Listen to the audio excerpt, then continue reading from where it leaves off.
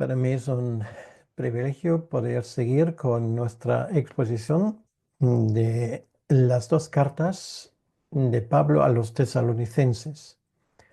Hoy vamos a llegar a la segunda carta después de haber concluido con la primera la última vez y nos vamos a dar cuenta que el contexto en que habla Pablo no ha variado mucho. Simplemente para recordar, Pablo en este momento se encuentra en la ciudad de Corintos y estaba preocupado por el tema de esa iglesia que él había fundado en su momento juntamente con Silas y con Timoteo. Estaba preocupado precisamente por algunos asuntos que obviamente allí en la iglesia no se entendieron bien, como por ejemplo el tema de la segunda venida. Algunos habían dicho ahí para confusión de muchos hermanos en la iglesia de que la segunda venida ya había tenido lugar. Y otros pensaban de que al supuestamente estar la segunda venida de Cristo cerca, que ya no era necesario trabajar. Pablo tenía que corregir todo esto y lo hace en la primera carta, pero por lo visto las cosas en algunos de esos asuntos no habían mejorado mucho. Por lo tanto, él se ve obligado a escribir una segunda carta donde él incide más o menos en los mismos temas, solamente los aclara con más amor al detalle. Entonces, de esto vamos a hablar y estamos hoy cubriendo el primer capítulo de Segunda de Tesalonicenses. Y el título de esta exposición es El consuelo de Cristo en medio de la tribulación. El consuelo de Cristo en medio de la tribulación. Y esto era otro tema porque la iglesia en Tesalónica desde el primer momento tenía problemas con personas que persiguieron este nuevo grupo de seguidores del Mesías de una forma implacable. Por lo tanto, era una iglesia sufrida, pero que en su gran mayoría, a pesar de los problemas que había y a pesar de mucho viento en contra, siguió fiel su camino. Entonces, hoy vamos a ver cómo él también da un poco una teología del sufrimiento para que esos creyentes pudiesen bien entender el asunto que les está pasando y cómo esto se relaciona con esta supuesta venida de Cristo que algunos dicen estaba ya prácticamente a la vuelta de la esquina. Por lo tanto, vamos a escuchar los 12 versículos del capítulo 1 y voy a leer como siempre toda la porción entera. Dice así: Pablo, Silvano y Timoteo, a la iglesia de los tesalonicenses, en Dios nuestro Padre y en el Señor Jesucristo. Gracias y paz a vosotros de Dios nuestro Padre y del Señor Jesucristo. Debemos siempre dar gracias a Dios por vosotros, hermanos, como es digno, por cuanto vuestra fe va creciendo y el amor de todos y cada uno de vosotros abunda para con los demás. Tanto que nosotros mismos nos gloriamos en vosotros, en las iglesias de Dios, por vuestra paciencia y fe en todas vuestras persecuciones y tribulaciones que soportáis. Esto es demostración del justo juicio de Dios, para que seáis tenidos por dignos del reino de Dios, por el cual asimismo padecéis. Porque es justo delante de Dios pagar con tribulación a los que os atribulan. Y a vosotros, que sois atribulados, daros reposo con nosotros, cuando se manifieste el Señor Jesús desde el cielo con los ángeles de su poder, en la llama de fuego para dar retribución a los que no conocieron a Dios ni obedecen al Evangelio de nuestro Señor Jesucristo, los cuales sufrirán pena de eterna perdición, excluidos de la presencia del Señor y de la gloria de su poder, cuando venga en aquel día para ser glorificado en sus santos y ser admirado en todos los que creyeron, por cuanto nuestro testimonio ha sido creído entre vosotros. Por lo cual, asimismo, oramos siempre por vosotros, para que nuestro Dios os tenga por dignos de ser de su llamamiento y cumpla todo propósito de bondad y toda obra de fe con su poder, para que el nombre de nuestro Señor Jesucristo sea glorificado en vosotros y vosotros en él, por la gracia de nuestro Dios y del Señor Jesucristo. Hasta aquí la lectura de la palabra de Dios y vamos a dirigirnos a Dios en oración. Señor, queremos darte las gracias por estos versículos que nos dan una idea de la situación de la iglesia en Tesalónica. Hermanos que han sido perseguidos prácticamente desde el inicio y que se ven envueltos en un mar de diferentes doctrinas y corrientes y que necesitan una orientación. Gracias por esta segunda carta que también para nosotros es orientación y nos ayuda a entender lo que nos quieres decir. Te pedimos, Señor, que tú nos ayudes a entender bien lo que pones delante nuestro. En tu nombre, amén. Una de las cosas que hemos aprendido a lo largo del estudio de Primera Tesalonicenses y que también vamos a ver en lo que consideramos hoy, es el tema del Día del Señor. El Día del Señor, por algunos, de forma unilateral, se pone en contexto con la segunda venida, con la venida de Jesucristo al final de los tiempos. Pero no se usa ese término solamente en este sentido, también, pero no exclusivamente. De hecho, en la mayoría de los casos donde aparece, tiene otra connotación. El día del Señor quiere decir es un día de juicio. Y el día del Señor también se aplica, por ejemplo, a la primera destrucción del templo en Jerusalén en el año 586 por los babilonios. Eso también los profetas lo llamaron Día del Señor. Por ejemplo, mencioné al profeta Sofonías. Por supuesto, había más juicios a lo largo de la historia de Israel. Y en ese contexto de ambas cartas a los tesalonicenses, la expresión Día del Señor se refiere a lo que es inminente. Y esto es la destrucción de Jerusalén, que desde el momento cuando Pablo escribe la carta, solamente, la ciudad de Jerusalén le quedarían en este caso menos de 20 años de vida. Y esto era el gran acontecimiento que estaban esperando.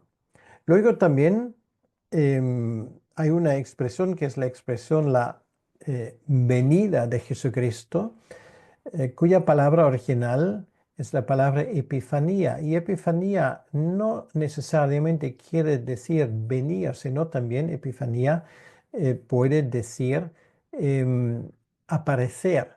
O eso se puede usar, por ejemplo, en el contexto de una persona que simplemente aparece o da nota de su presencia de una forma especial. Entonces, eso también nos habla de juicio. Quiero decir que los que muchas veces exponen la carta de Primera de Tesalonicenses cometen el mismo error que aquellos que en su momento causaron un problema para algunos de los tesalonicenses. Ellos creen o se creen en el contexto de del inminente regreso del Señor Jesucristo y del final de los tiempos. Y Pablo tiene que corregir esto.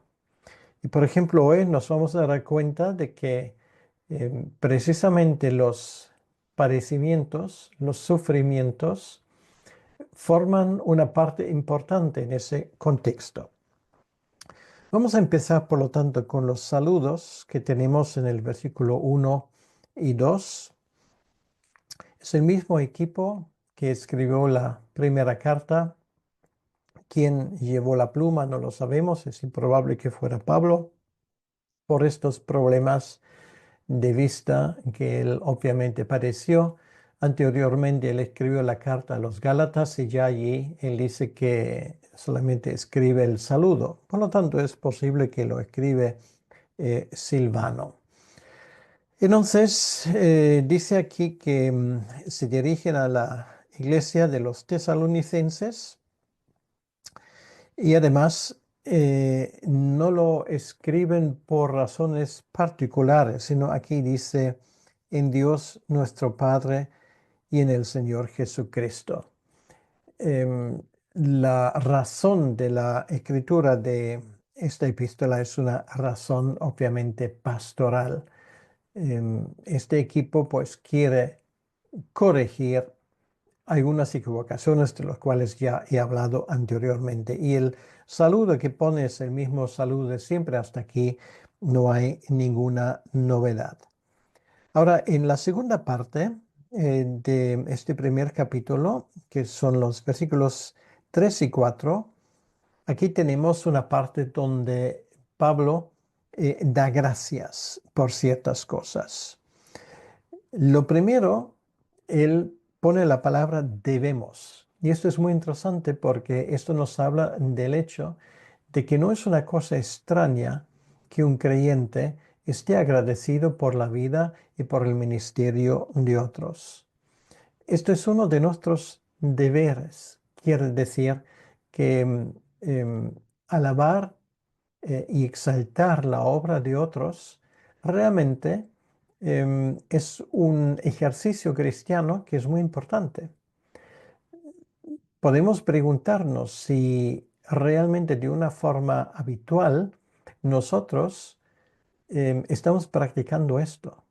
Hay mucha gente que hace una labor excelente alrededor nuestro o viven una vida cristiana ejemplar y realmente eso debería alegrarnos, debería formar de nuestra gratitud hacia Dios. Por lo tanto, Él dice, debemos siempre, no algunas veces, sino siempre, dar gracias a Dios por todo esto.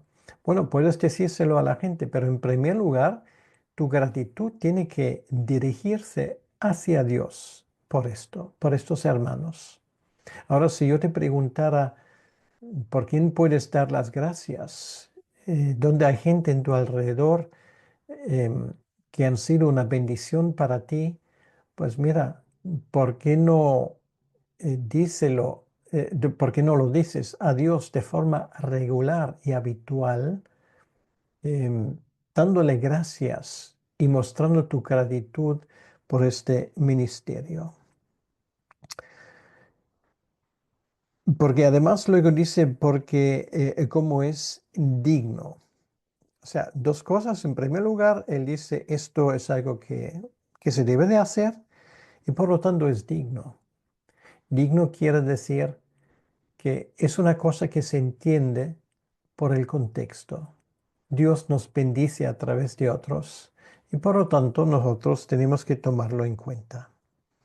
Ahora, ¿cuáles son las cosas por las cuales el apóstol Pablo y su equipo pueden estar agradecidos? Por la fe que va creciendo. ¿Qué más quieres pedir como apóstol, como evangelista, como pastor, como alguien que tiene responsabilidad en la vida de otros, que cuando tú ves que esa gente va creciendo en su fe? No hay nada más triste cuando tú ves que hay gente que no avanza, pero Pablo aquí se da cuenta que ellos sí avanzan en medio de problemas. en medio de tribulaciones, pero sí que avanzan. Esa fe va creciendo.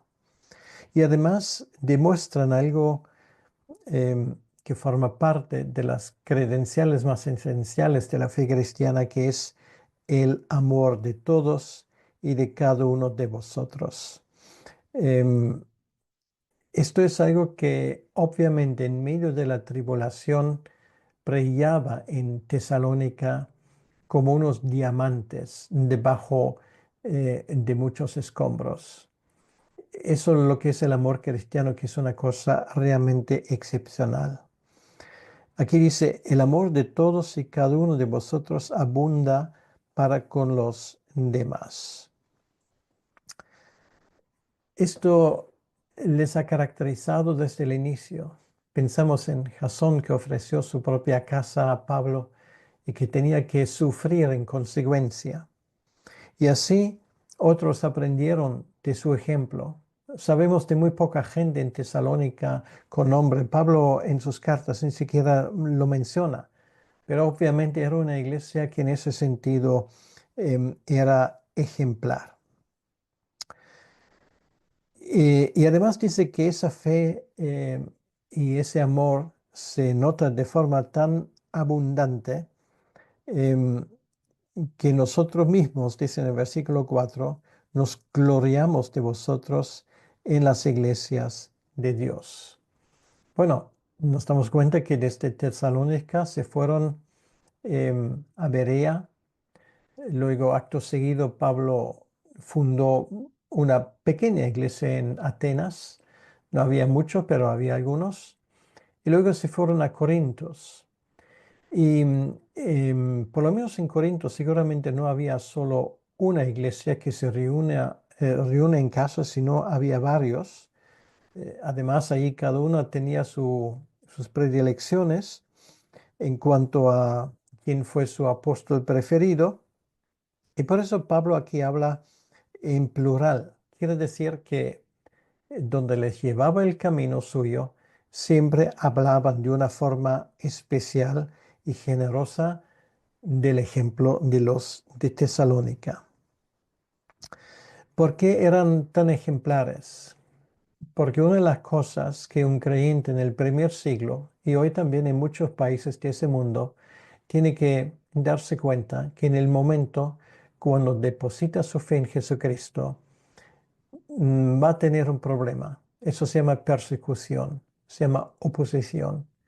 Y para muchos esto significa sufrimiento, significa perder amigos, significa perder clientes, significa perder trabajo y algunos incluso iban a parar en la cárcel.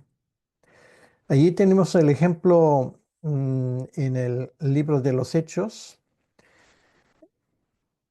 Si vamos a los Hechos capítulo 17, como todo empezó, y quiero recordar eso simplemente en los versículos 5, Hechos 17:5 dice, entonces los judíos que no creían teniendo celos tomaron consigo algunos ociosos, hombres malos, y juntando una turba, alborotaron la ciudad asaltando la casa de Jasón, procuraban sacarlos al pueblo. Y no hallándolos, trajeron a Jasón y algunos hermanos ante las autoridades de la ciudad, gritando, esos son los que trastornan el mundo entero, también han venido acá, a los cuales Jasón ha recibido. Y todos estos contravienen los decretos de César, diciendo que hay otro rey, Jesús. Y alborotaron al pueblo y las autoridades de la ciudad oyendo estas cosas. Esto, por lo visto, siguió. No era una excepción. Desde el inicio, los creyentes ahí en la ciudad tenían que sufrir ese tipo de calamidades. Em, por eso Pablo lo menciona aquí. Ellos mostraron en esa situación paciencia. La palabra griega es muy interesante. La palabra es hipomoné. Hipomoné realmente y literalmente significa aguantar la tensión o quedarse bajo la tensión. Esto tal vez se puede comparar con una cuerda de un instrumento musical, por ejemplo, una guitarra. Esa cuerda, para dar un sonido bonito, tiene que tener una tensión, porque si no está tensa, y esto lo haces con los tensadores, entonces el sonido no es adecuado. Entonces, la vida cristiana es así. Si tú crees que los problemas a los cuales nos enfrentamos por causa del Evangelio, más bien son una excepción, te equivocas. Realmente deberías tomar en cuenta de que habrá tensiones. Habrá tensiones, habrá estrés, como decimos hoy en día, por causa del Evangelio, porque hoy pasa lo mismo, vas a perder amigos, em, habrá gente que no quiera buscar tu compañía. Y en muchos países de ese mundo, como tú sabes, solamente por ser cristiano te enfrentas a todo tipo de persecuciones por parte de las autoridades. Ellos mostraron en esa situación paciencia y fe, quiere decir confianza en el Señor Jesucristo. Esas son tribulaciones que ellos soportaron. Ahora, uno se puede preguntar, en medio de esas cosas que tienen que sufrir, no tenían ganas, digamos, de vengarse, de exigir sus derechos, de alguna manera defenderse. Sí, pero normalmente en la vida cristiana esto no es la forma como nosotros luchamos, porque tenemos mejores armas que usar. Y esto nos lleva al tercer punto, em, que son los versículos 5 al 10, que es la mayor parte de este pasaje, donde nos damos cuenta que el apóstol Pablo aquí realmente nos habla de cosas que son de ánimo para él mismo, pero también para otros. Y él les enseña cómo realmente estas tribulaciones, esos sufrimientos, deberían formar parte de lo que yo llamaría una teología de sufrimiento o de persecución. Y esto es algo que yo sepa, bueno, no sé obviamente todas las cosas, ni conozco todos los libros que existen, pero que yo sepa, hasta el momento nadie lo ha escrito. Tenemos teologías de todo tipo, pero una teología de sufrimiento, pues lo vamos a buscar en vano. Entonces, aquí tenemos una serie de verdades que Pablo menciona. En primer lugar, él habla de esas pruebas que ellos están soportando. O sea, esas pruebas que demuestran. Dice el versículo 5: esto es demostración del justo juicio de Dios. Esto es muy importante porque si a nosotros nos persiguen como creyentes, y si a ti no te persiguen, puedes dar gracias a Dios, pero esto va a cambiar. Si a nosotros nos persiguen y no contestamos con la misma moneda, esto demuestra que el juicio de Dios que va a venir sobre esa gente es completamente justificado. Quiere decir, esto es demostración, versículo 5, del justo juicio de Dios para que seáis tenidos por dignos del reino de Dios. O sea, hay dos vertientes en una persecución. Por un lado, a los que sufren la persecución y no responden con la misma manera, ellos, para decirlo así, demuestran que aquellos que llevan a cabo la persecución finalmente serán juzgados, no necesariamente por un tribunal humano, pero por el tribunal de Dios finalmente. Y por otro lado, eso demuestra que aquellos que sufren persecución son tenidos dignos del reino de Dios. Quiere decir, el sufrir persecución no es algo que cuando nos sigue debemos de rechazar, sino es un honor.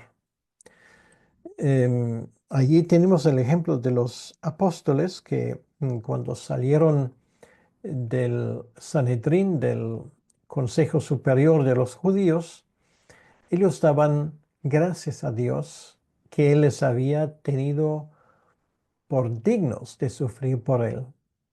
Es una cosa que a primera vista nos parece muy extraña, pero esto forma parte de esa teología del sufrimiento que hay que aprender con el tiempo. Si tú sufres por causa del Evangelio, esto no es algo que deberías rechazar. Tampoco tienes que buscarlo, obviamente, pero tampoco hay que rechazarlo. ¿Por qué? Porque nos demuestra que vamos bien. Una vez más, pues digo esa frase que seguramente algunos de ustedes me lo han escuchado decir muchas veces. Si el mundo nos aplaude, tenemos que preguntarnos qué exactamente hemos hecho mal. Em, si el mundo nos persigue por ser cristianos, entonces sabemos que algo estamos haciendo bien, porque esto es lo que hay que esperar.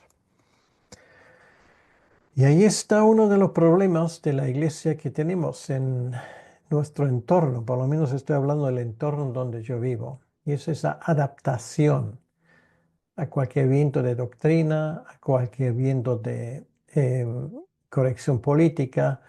Nosotros nos acomodamos y el que se acomoda, lógicamente, no va a sufrir ni oposición ni reveses. A la iglesia le falta em, esos eh, voces proféticas donde dice claramente, así dice el Señor, y da igual, y respectivamente quien quiera escucharlo o no quiere escucharlo. Y Pablo termina esa frase en el versículo 5 por el cual, o sea, por ese reino de Dios, asimismo padecéis. Eso significa sufrimiento. No es por nuestras opiniones personales, particulares. Nosotros formamos parte de un reino que se gana en el poder de Dios, pero que significa para aquellos que formamos parte de este reino, en muchas ocasiones, persecución y sufrimiento. Si tú crees que al seguir a Cristo, estos sufrimientos en tu vida van a parar, pues te equivocas. La cuestión no es tener una calma de la tempestad, es tener una calma en la tempestad. No es tener paz sin tempestad, es tener paz en la tempestad. Y Pablo habla aquí en el versículo 6 de un dato adicional, porque dice que es justo delante de Dios pagar con tribulación a los que os atribulan. Esto quiere decir, y esto es un segundo punto de esa teología del sufrimiento que ese texto lo resalta, nosotros no tenemos que preocuparnos por lo que podríamos llamar venganza, o por retribuir a los que nos persiguen. Dios se encargará de ello, lo cual no excluye que de manera puntual podemos, lo que hay dentro de nuestras posibilidades, para resistir un tratamiento injusto. Por ejemplo, Pablo invocó a César cuando le trataron de forma injusta. Esto es una cosa no quita la otra. En esto hay que ser también inteligente, hay que saber lo que uno hace. Pero que básicamente este tipo de tribulaciones es algo que vamos a vivir continuamente, tenemos que saber de una cosa. Finalmente, Dios se encargará de llevar a cabo el juicio correspondiente. Nadie toca la niña de los ojos de Dios, que es su pueblo, sin que esto tenga consecuencias graves. El que llevó a cabo la primera gran persecución de la iglesia, el emperador Nerón, pues poco después cometió suicidio. Cayó en desgracia delante de su propio pueblo. Y así ha sido hasta el día de hoy. Aquellos que se levantan en contra de la iglesia, en su momento sufrirán las consecuencias. Y Pablo aquí sigue. Y a vosotros que sois atribulados, daros reposo con nosotros cuando se manifieste el Señor desde el cielo. Quiere decir que llega el momento cuando hay reposo. Ahora, en el contexto de ese texto, la iglesia entra en una fase de más tranquilidad, porque no hay que olvidar que esa persecución fue llevado a cabo de parte de los judíos que estaban ahí en la ciudad de Tesalónica. Acabamos de leerlo en el capítulo 17 del libro de los Hechos. Entonces, ¿qué ocurre? Em, Dentro de 20 años, el templo de Jerusalén se reducirá a escombros. El judaísmo como tal ya no existe. No habrá sacrificio, no habrá templo, ya no habrá sacerdocio que puede llevar a cabo sus funciones. Quiere decir que esto es el momento cuando ese tipo de persecución será quitado de parte de los creyentes. Es un momento de reposo. Ese reposo no duraría continuamente, sino es un reposo momentáneo. Y aquí dice, cuando se manifieste el Señor Jesús desde el cielo con los ángeles de su poder. Bueno, esto realmente es casi una cita textual de Mateo capítulo 24. Dios interviene en estos juicios. Dios cuida de su iglesia. Dios no permite que su iglesia finalmente pierda la batalla, sino que esto sigue adelante. Y Dios cuida de su iglesia. La forma como Dios responde a la persecución de parte de los enemigos del Evangelio es mucho más eficaz de lo que nosotros nos pudimos imaginar. El reino de Dios crece y crecerá de forma imparable. Y aquí además él dice en llama de fuego para dar retribución a los que no conocieron a Dios ni obedecen al Evangelio de nuestro Señor Jesucristo. Bueno, eso describe de una forma bastante exacta lo que pasó en el año 70. Llama de fuego. Es exactamente como fue destruido el templo, es exactamente la manera como cayó Jerusalén en el fuego que pusieron las fuerzas de ocupación. Y luego él distingue aquí varias formas de desobediencia. Esto fue la retribución a los que no conocieron a Dios. Bueno, los que no conocieron a Dios no quiere decir que no eran religiosos. Por ejemplo, los fariseos en su gran mayoría no conocieron a Dios porque estaban muertos en su forma de llevar a cabo lo que ellos creyeron religión que Dios les había dado, la ley de Moisés, pero realmente no conocen a Dios. Si leemos Mateo capítulo 23 y escuchamos lo que Jesucristo les dice a esa gente, no cabe duda de que ellos son personas que se creen importantes en el reino de Dios, pero que realmente no le conocen. Es una retribución a los que no conocieron a Dios. Y luego también ni obedecen al Evangelio. Se predicó el Evangelio primero en Jerusalén y sin embargo había mucha gente que no obedece. Sí, algunos sí, pero la gran mayoría no obedece. Y a Jesús esta dureza de corazón le causó lágrimas. Cuando en el capítulo, al final del capítulo 23, él vierte lágrimas por el destino de Jerusalén, porque le causa dolor al darse cuenta que él quería reunirlos, pero luego él dice, vosotros no quisisteis. Entonces, no solamente es una pérdida temporal cuando desobedeces al Evangelio, sino el versículo 9 nos habla de una parte eterna de esa desobediencia. Dices, los cuales sufrirán pena de eterna perdición. Y una vez más, porque yo sé que esto es una doctrina que gana adeptos rápidamente en nuestros tiempos, el tema de si eterno es eterno, o si no llega el momento cuando Dios se va a apiadar de todo el mundo. Vamos a decirlo una vez más de forma muy clara. Podemos retorcer y retorcer y retorcer los versículos bíblicos como queramos.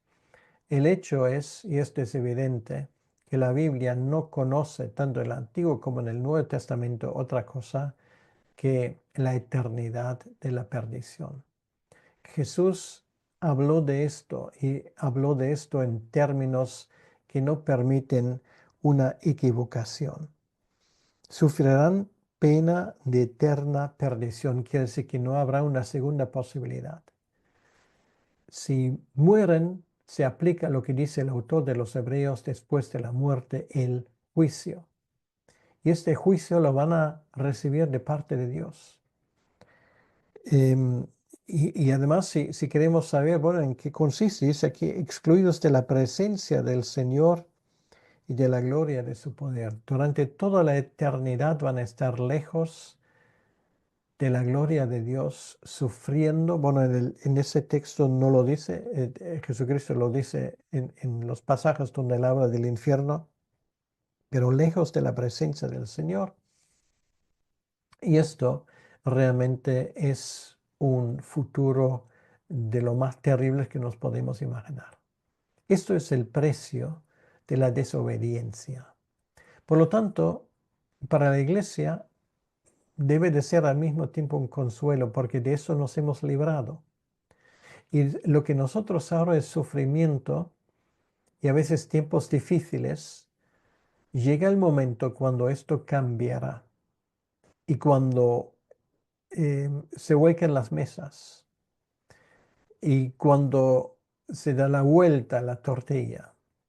Entonces será que aquellos que ahora se creen con el derecho de em, reducirnos a esclavitud o querer hacerlo, aquellos que nos quieren em, pisotear, perseguir, se van a dar cuenta cuando se van de ese mundo que todo lo que ellos han creído, por lo que han trabajado, fue en vano.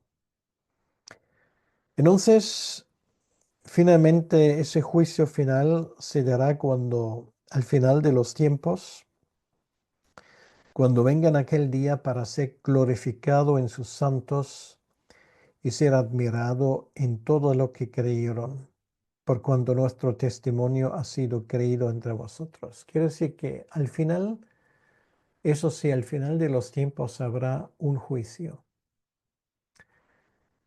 Los que van a la eternidad sin Dios sufrirán, para decirlo así, un prejuicio.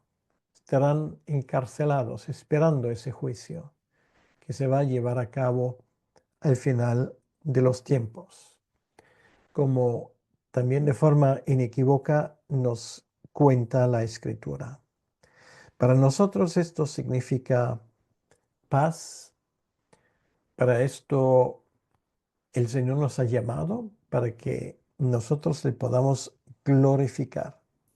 Dice aquí, para ser glorificado en sus santos, en nosotros,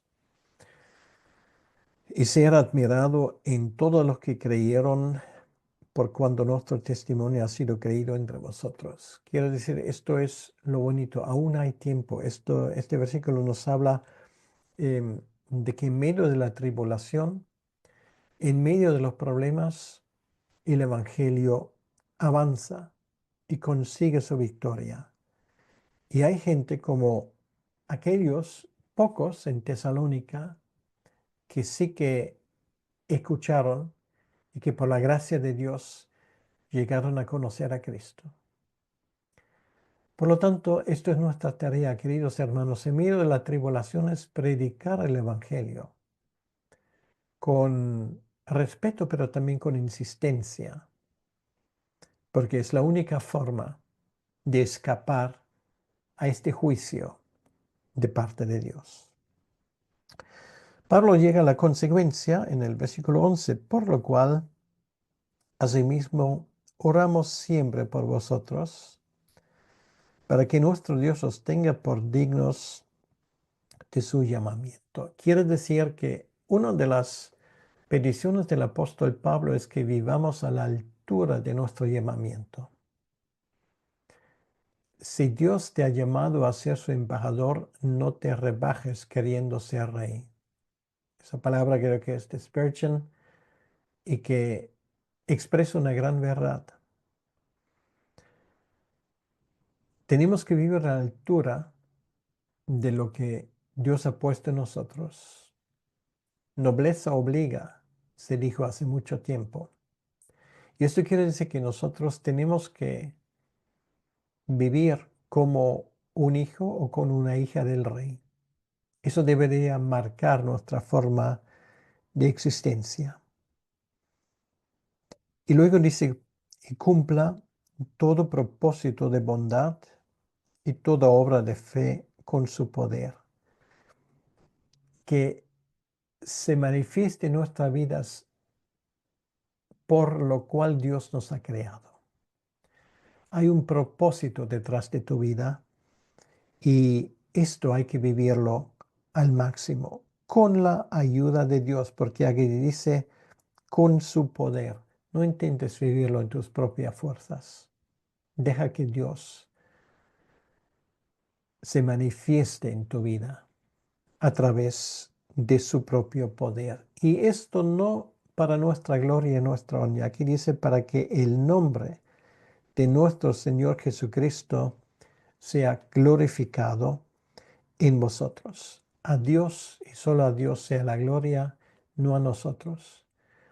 En medio del sufrimiento vamos a mantener en alto su testimonio, porque lo que acabamos de escuchar, esa visión de las cosas, lo tenemos que tener en cuenta.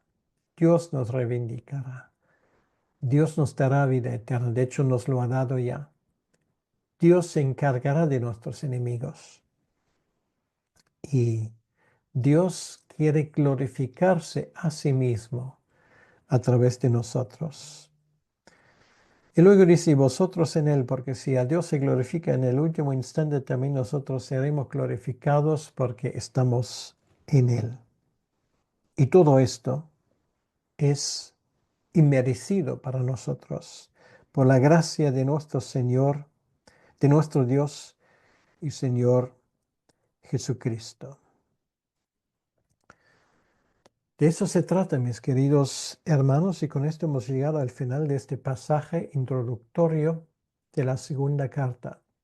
Pablo dijo lo mismo, más o menos lo que dijo en la primera carta, pero si cabe, reforzando lo que ya dijo allí. Y esto quiere decir que obviamente este mensaje nosotros tenemos que escucharlo y comprenderlo. ¿Has comprendido lo que significa la vida eterna? ¿Has comprendido lo que significa ser perseguido por causa del Evangelio? ¿Has comprendido lo que pasará con aquellos que ahora se oponen al Evangelio? Y has entendido de que lo que Dios quiere es que a través de tu vida Él sea glorificado. Vamos a mantener esa visión de las cosas y vamos a intentar no perder el rumbo con su ayuda. Vamos a orar. Señor nuestro Dios, queremos darte las gracias en esta mañana por tu presencia entre nosotros. Gracias por esta enseñanza de 2 de Tesalonicenses capítulo 1. Ayúdanos a entender bien lo que Pablo nos quería decir bajo la inspiración del Espíritu Santo. Y te pido, Señor, que todo lo que nos están escuchando puedan entender lo que esto significa. Te lo pedimos, Señor, en tu nombre y para tu honra y tu gloria. Amén. Que Dios te bendiga.